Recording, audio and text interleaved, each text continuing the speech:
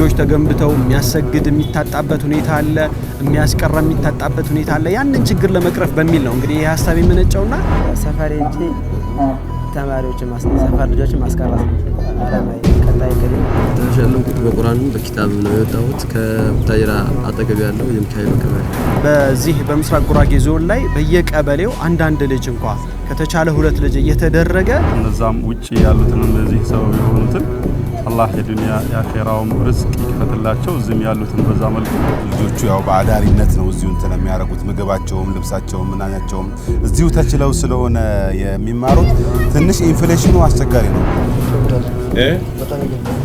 ስሚ ተሰብዶ ከዛ ከጨረሱ በኋላ መናገር አይቻልም በጣም የሚያስደስት ነገር ነው ደስ ብሎናል አልহামዱሊላህ ረቢል ዓለሚን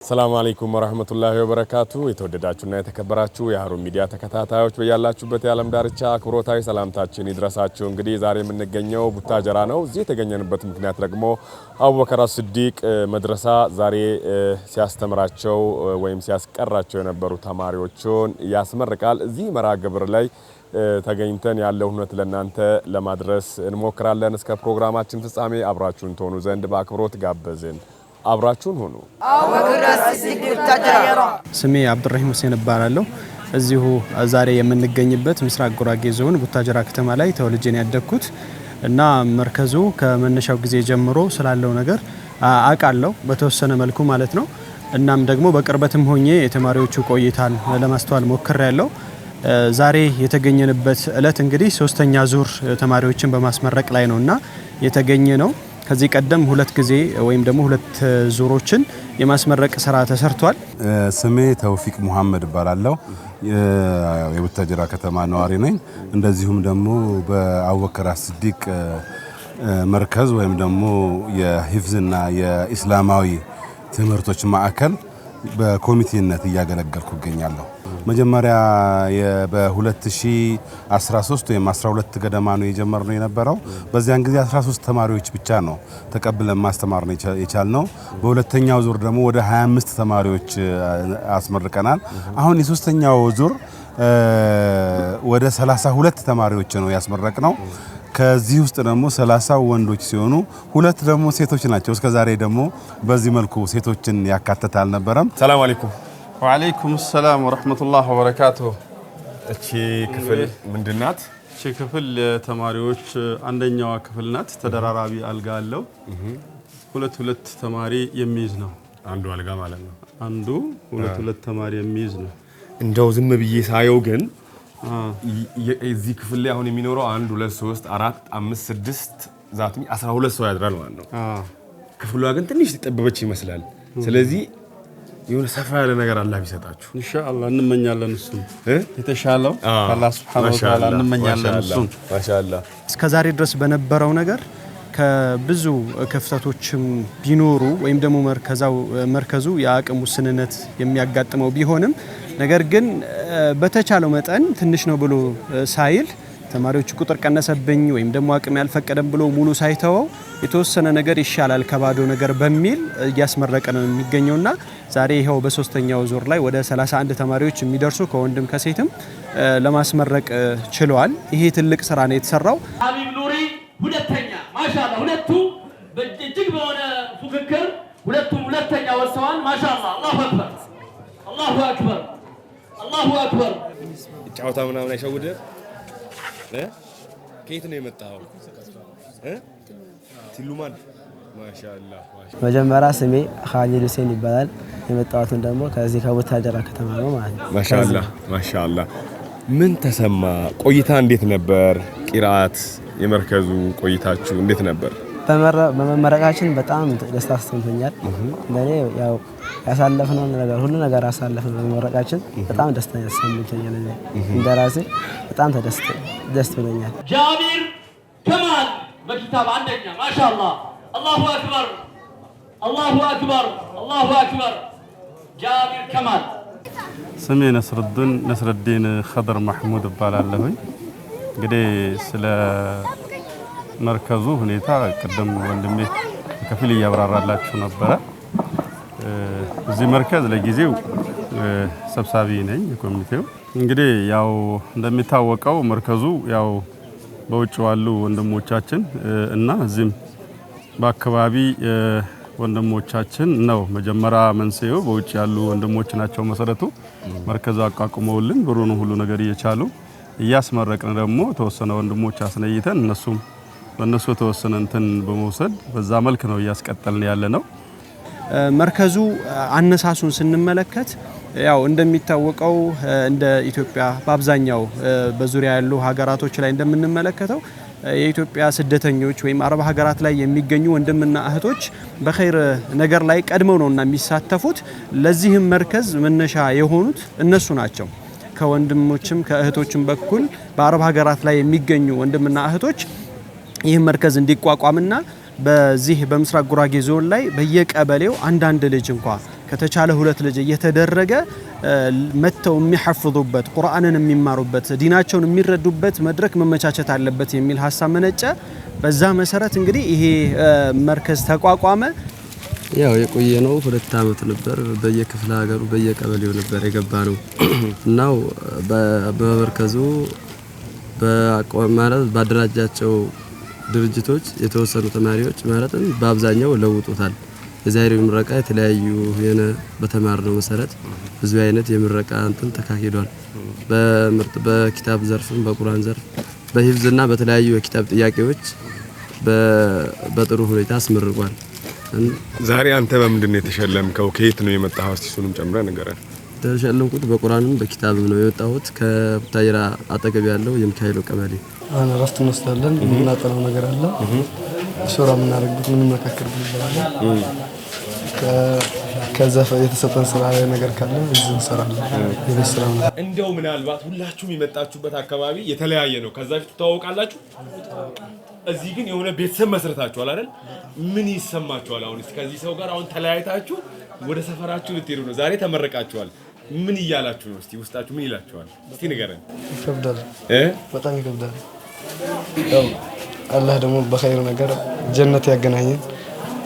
ጥሩ ነገር ሰርተንም ደግሞ በዱንያም ላይ ሆነ አላህ ካለ እዚሁም ላይ መረል ላይ ሆነ እንገናኛለን።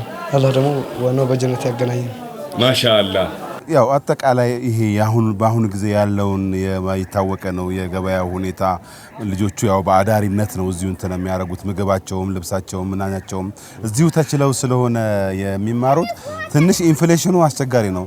ያንንም ቢሆን ተቋቁሞ መርከዙ ማለት አልহামዱሊላህ እዚህ ቡታጅራ ያሉ እንደዚሁም አዲስ አበባ ያሉ የኛ አካባቢ እንደውም በዋናነት ደግሞ ሳዑዲ ያሉ ወንድምና እህቶች በዋናነት መስራችም ናቸው። እንደዚሁም ደግሞ ፈንድ እያደረጉም ይሄን ለዚህ አሁን ለዛሬው ለሶስተኛ ዙር ምርቃት ትልቅ አስተዋጽኦ አድርገዋል። ፈሊላሂ አልሐምዱ ሚና እና በጣም ደስ የሚል ነገር ነው። ያው መናገር አይቻልም። በጣም የሚያስደስት ነገር ነው። ደስ ብሎናል። አልহামዱሊላህ ረቢል ዓለሚን። ገጠመኝ ያላችሁ እንደው ብታስታውሱ? ሱቢ ተሰግዶ ከዛ ከጨረሰ በኋላ እንደሰገደ ሰገደ ይሻላል። እዚህ እናንተ ማለት ኦኬ እንቅልፍ ሸውዶት ማለት ነው። እንግዲህ መርከዝ ላይ የሚያጋጥም ገጠመኝ እንደዚህ አይነት ገጠመኝ ነው። መቼስ ሌላ ነገር አተረራ ሰላት ሰግደህ ነው ሰላቱን የሆነ ሰላት ነው ትለው ወይ ትደግመዋለህ እንጂ በቃል እንትኑ ገጠመኝ ራሱ ደስ አይልም። እንደተባለውም በየቀበሌው ማለት ነው በተለይ ገጠር አካባቢ ያሉ መስጂዶች ተገንብተው የሚያሰግድ የሚታጣበት ሁኔታ አለ፣ የሚያስቀራ የሚታጣበት ሁኔታ አለ። ያንን ችግር ለመቅረፍ በሚል ነው እንግዲህ ይህ ሀሳብ የመነጨውና በዛ መሰረት በየቀበሌው ልጆች ተለቅመው ተመልምለው መተው እዚህ መተው ከፊሎቹ ቁርአን ቀደም ብለው የተወሰኑ የቀሩ ናቸው። ከፊሎቹ እዚህ መተው አሊፍ ብለው የጀመሩና በ2 አመት ውስጥ ቁርአንን ሐፍዘው ሌሎች ተጨማሪ ዲናዊ ትምህርቶችንም ተምረው የሚመረቁበት ሁኔታ ነው የተመቻቸው። በሁለቱም ዙር ላይ እንደዛ ተደርጓል። ያ ዛሬ ሶስተኛ ዙርም ተመሳሳይ ነገር ነውና የተደረገው በጣም እጅግ የሚያስደስትና ደስ የሚል ነው። ትውልድን በአጠቃላይ ዲን አልኢስላምን እያወራረስን የምናተካካበት የሆነ መድረክ ነው ይሄ። ምንም አይደለም። አንዳንዴ ስታጠፋ መጋረፍም አለ፣ ያው ታሰማለህ፣ ደስታን ታገኛለህ። ምንም ብቻ ሁሉ ነገር አልጋ ባልጋ ማለት አይደለም። እዚህ ስትቆይ ችግርም ታያለህ፣ ደስታም ታያለህ። ሁለቱም ችለህ መቆየት ነው ያለብህ። ቆይተን እስካሁን ማሻአላህ። እንዳንተ ላሉ ሰፈር ላይ ላሉ ወጣቶች ምን መልእክት ታስተላልፋለህ? ያው እንደኔው እዚህ መጣው ያላወቁትን እንዲያውቁ መከራለሁ ማለት ነው። ቁርአንንም ሐፍዘው አላህ እንዲያስጠቅማቸው ነገራቸው። ቀጣይ ቅድህ ምንድነው? ሰፈር ሄጄ ተማሪዎችን ሰፈር ልጆችን ማስቀረት ነው አላማዬ። ቀጣይ ቅዴ ማለት ነው። ማሻአላህ። እሺ እጅግ አድርጌ አመሰግናለሁኝ። ሹክራን ሀቢቢ። ጊዜያዊ ቢሮአችን ነው እንግዲህ ክፍሎቹ በሙሉ ይሄንንም በዛኛው ፕሮግራም ቢዚ ስለሆንን ክፍሎቹም ሁሉም ተተራምሰዋል። እንግዲህ ይቅርታ እንጠይቃለን።